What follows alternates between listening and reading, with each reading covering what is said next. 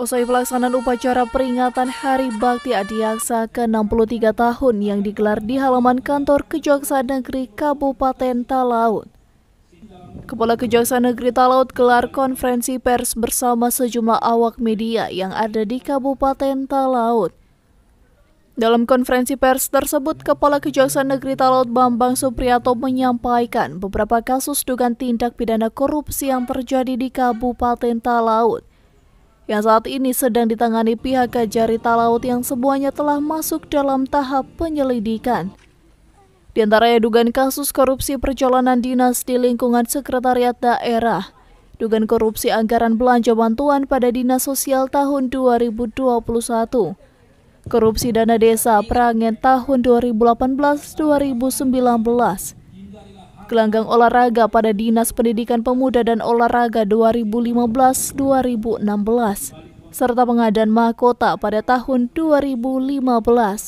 Dugaan penyalahgunaan dana perjalanan dinas pada Sekretariat Daerah Kabupaten Kepulauan Talaut tahun anggaran 2022. Berdasarkan Surat Perintah 88-P-TT-1-1/03/03 Selanjutnya, dugaan kolusi korupsi nepotisme pada anggaran belanja bantuan Dinas Sosial Kabupaten Kepulauan Talaut tahun 2021 berdasarkan Surat Perintah Prin 107-P-1-17-FD-1-03/2023. Penyalahgunaan dana desa Prangen, Kecamatan Klainis melalui dana desa tahun anggaran 2018 dan tahun 2019 berdasarkan Prin 422-P-1-17-FD-1-11-11/2021.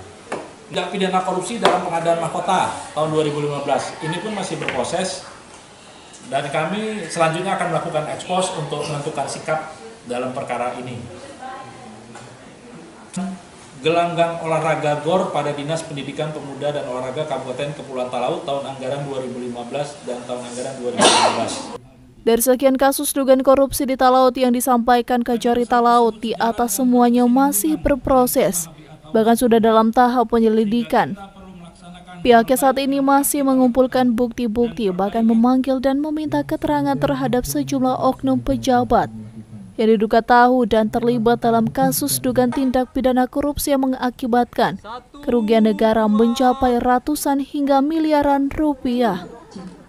Dari Talaut, Alfred Tumanung melaporkan untuk Kawanua TV.